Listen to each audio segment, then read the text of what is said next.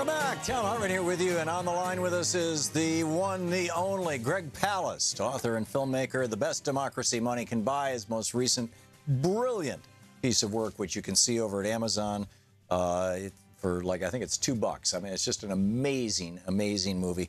GregPalast.com, his website. You can tweet him at Greg_Palast, P-A-L-A-S-T. Greg, welcome back. Glad to be with you again, Tom. Thank you, Greg. I saw this morning on Twitter a guy down in Georgia who tweeted a copy of a piece of paper from apparently the state of Georgia that said, if you don't return this within a certain number of days, we are going to take you off the voter rolls. And he tweeted this saying, it looks like the voter suppression has begun, the purging of the rolls.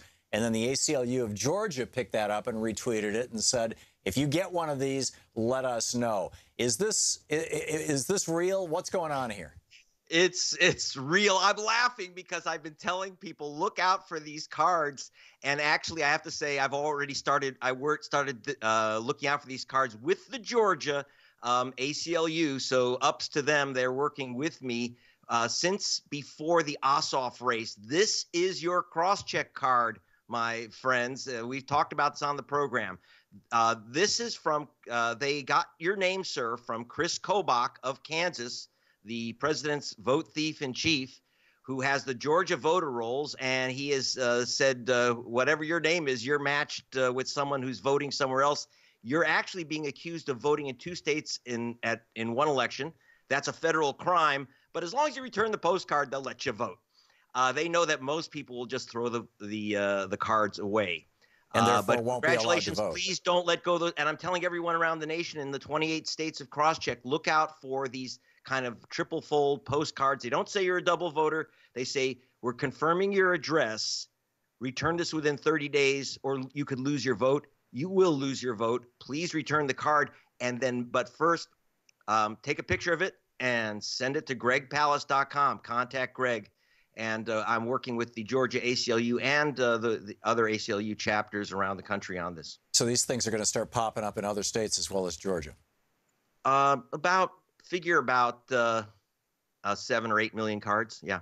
Whoa.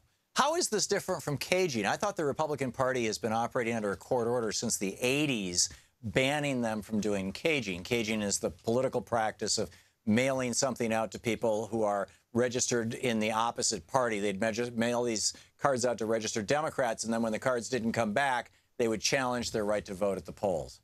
It's actually a variation, and I would love and I'm going to talk to the ACLU about this. I think it is a repeat. It's a variant of caging because if it's sent out and you don't return your card, you lose your vote, just like caging systems. The difference is, and here's the problem we have, Tom, this is an official document coming from your state. In this case, it says county, the local county in Georgia, but it's actually a card created and a list created by Brian Kemp, the ultra right-wing Trumpite Secretary of State, who is running for governor of Georgia. And he thinks he'll have a little bit easier time if he gets rid of voters he doesn't like. So in Georgia, they're sending out 500,000 cards to them voters he don't like.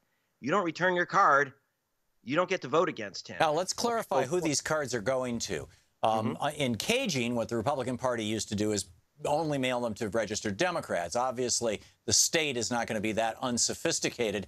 So how do they succeed if the goal of this is to throw Democrats off the voting rolls, how is, what's his name, the guy who's running for governor who's the secretary? Brian Kemp. How does Brian Kemp make sure that when he mails out 500,000 of these cards, that he's going to knock off, and presumably 300,000 or 400,000 people are going to lose their right to vote as a result of it, that That's most correct. of them are actually Democratic voters? How does he do that?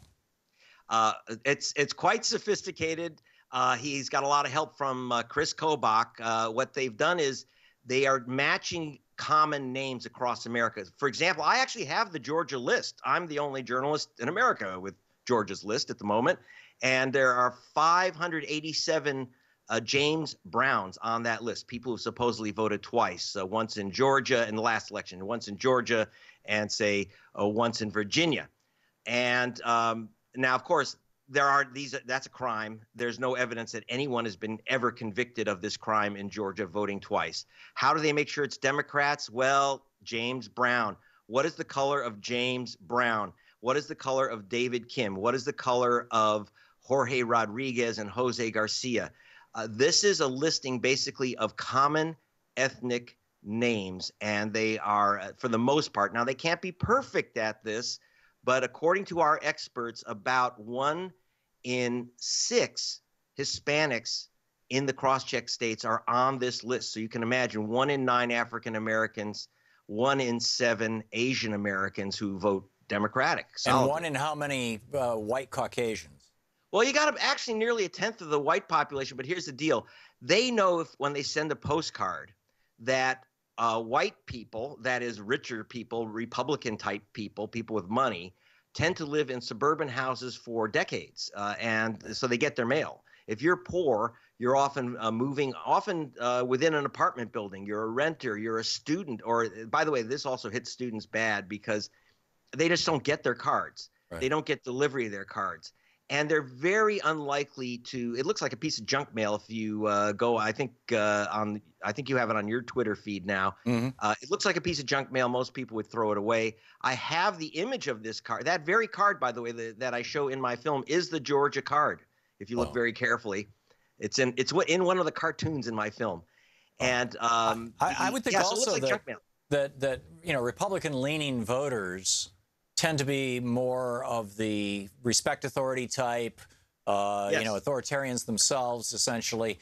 And so when they get an official document from the state government, they're more likely to fill it out and send it back in than somebody who's...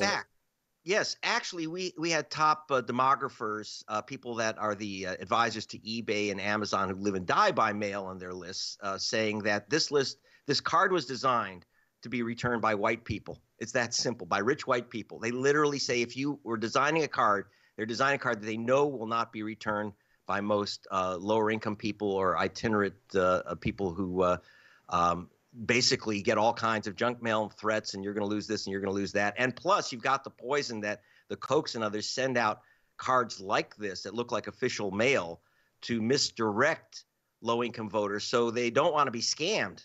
So they don't want, a lot of people do not want to send back this card. Democrats, free thinkers say, I'm not sending back this card to the government. I don't even know who the hell this is.